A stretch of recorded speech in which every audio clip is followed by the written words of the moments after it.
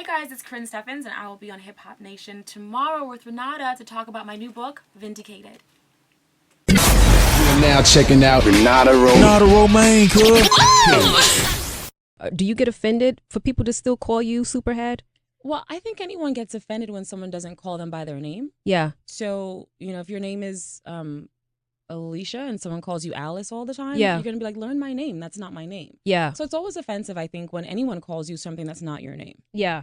Now, you have your new book out. It's Vindicated, Confessions of a Video Vixen, 10 years later. I cannot believe it's been that long since you turned the industry upside down.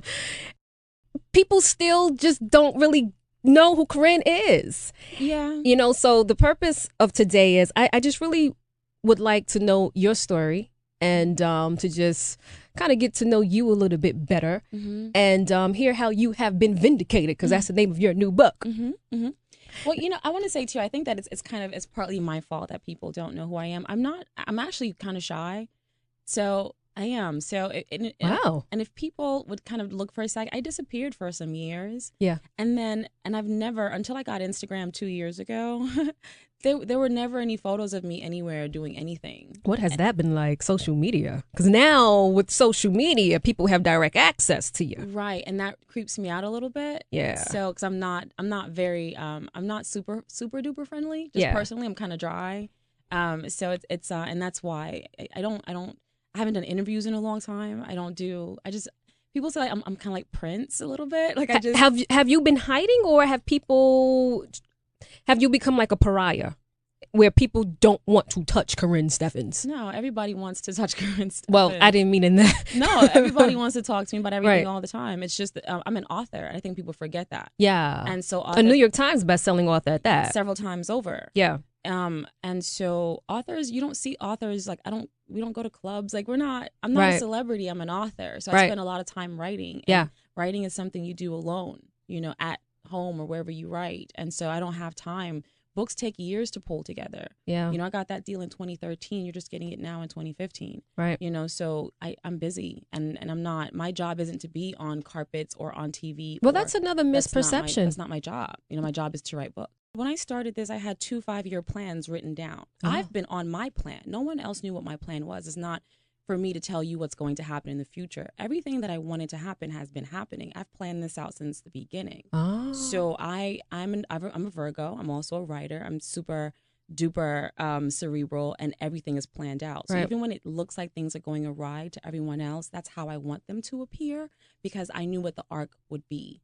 So I'm a storyteller. In order for me to tell you a story, I have to do it, number one, over time, and I have to give you ups and downs, perils, falls, mistakes. Oh my God, what's going to happen next? I have to do all those things. Right. It's like creating, a movie trilogy or a movie series. It's like you have to tell the story the way it needs to be told, so that at the end, now, Vindicate is the end. After you dropped Confessions 10 years ago, what has life been like for you, though? Where have you been emotionally? Well, I've been up and down emotionally. It has nothing to do with Confessions. I think life just throws you all kinds of curveballs. And so my life definitely has, as anybody else's, relationships, marriages, divorces, career decisions, trying to figure out who I am as a woman outside of my marriages, outside of being a mom, outside of all those things, just growing up. Confessions came out, I was 26. Right. I'm 36. So I think anyone, if you're doing it right, between 26 and 36, you're going to go through a lot of changes. Yeah. And I'm like everyone else in that regard.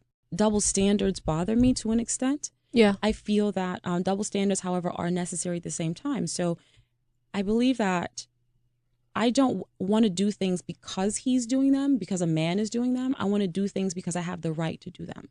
Okay? Right. And Because you may want to do it. because I have the right. Yeah. I may want to. Yeah. I have the right to do it or not do it. Yeah, yeah. And regardless of what my decision is, no one has the right to shame me for any decision I make, because, like I always say, judgment from other sinners is invalid.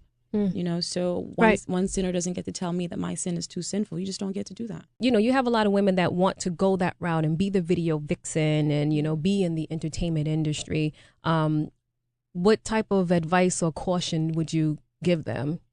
Honestly, there are no more video vixens. Like I was kind of like the last one. So what do you call Because they're not getting. First of all, it's what so is a video different. vixen? Exactly. First of all, what is I that? hate that term. I didn't name that book. My editor's name. I hated that title from the So beginning. it started with you. You created this I label. Listen, I'm so sorry. I'm so sorry. You gave it a name. I thought it was just a model, or no, they did that. I didn't Okay. even title that book, and they were like, "Well, what about this title?" And I was like, "Fine, whatever," because I just didn't. I was so tired because I wrote that book so quickly. Yeah. Most of my books write in about 30 days or so. It's the editing that takes a long time, right? And the legal stuff. So, they came up with the name. I'm so sorry because now everyone's using it. I'm a video vixen. Yeah, sorry, my bad. I didn't know. I didn't know it become like a thing. Yeah. But first of all, I only did videos for about a year. I only did a handful of videos in a year, back in 2000. This is 2015. Okay, right. So it wasn't a career thing for me. It wasn't a thing. It was just something I did very quickly before I went into doing other things. While I was doing that, I did a movie with Vin Diesel, and I realized that that's not what I wanted to do. And then I went into writing. So it was different then, though. I mean, we were making thousands upon thousands of dollars, right? A day, especially if you were like a top girl in the top videos. Absolutely. I mean, there was there were choice, $2,500 a day per diem plus your trip. You might get a little extra. If you work extra hours, so you're leaving there. Each video took at least 2 days. So you're doing $5,000 a video plus your travel, plus per diem, plus whatever else you want. And if you're booking 2, 3, 4 of those a month, I mean, that's $5,000 times 2, 3, 4. It was really good. Girls are not getting that. Girls aren't getting anything. Right. They're getting $50 and a sack lunch, and that's not hot. That's not hot. So yeah. I think that video vixen thing, I think that only refers to my generation, the girls that were really doing it. Right. And they know who they are. We worked together, and I was in and out, and some of them stayed a very long time, but they were making really good money. Yeah. And how did the name Superhead come about? It was in a song. It was in a Jadakiss song, so it was just a joke. It was just a joke. And the joke went really, really far. Like, it went so far. Yeah. So it was a joke between me and my guy friends. Again, like me and my guy friends, like we joke like that. You know what I mean? And we have names for each other and different things that I guess the rest of the world might not understand or think it's funny. But I'm a guy's girl. Right. So we have names for each other. So that was a joke based on a song, based on a certain incident. And it just went bananas. In the book, in the caption, it says that people will learn things that they never knew about you or wouldn't even expect. What are those things?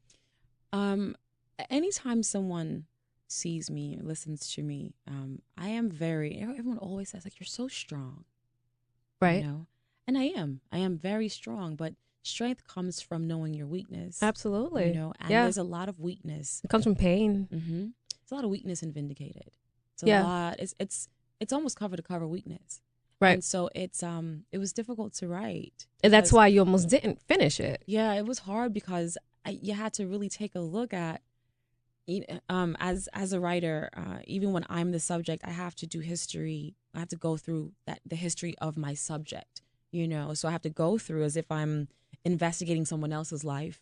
I have to go through their diary, go through their legal paperwork, go through all these, photographs and things, except it's me. I'm investigating my own life. Right. And so I have to be the subject and the writer and take myself out of myself to create this work. And so when you're looking at your life in legal paperwork and snapshots, and it's difficult sometimes to piece all this together and just to imagine that I went through all of these things. I can't believe I went through all these things, made it through all these things.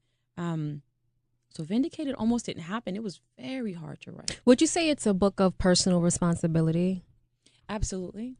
I'm writing specifically to touch people who need to be touched. And when I'm writing about, for this book, especially domestic violence, I'm writing for women who have been there. Yeah. And then the women who haven't, then that's fine too. Everyone comes and eats, but it's like making food. I'm making food for people who are hungry, but if you're not really hungry, you can still come and sit at the table. Yeah. You know what I mean? I think that's important for people to be able to still come sit at the table and be able to show compassion, to understand. Absolutely. Yeah. Absolutely. But I just want to, when you know that someone needs your help, you go straight to them. And a lot of women A lot. So many women now, you know, like you asked before if they were kind of on the attack before. When I first came out, it was a shock to everyone. It was before social media. Like Twitter wasn't a thing.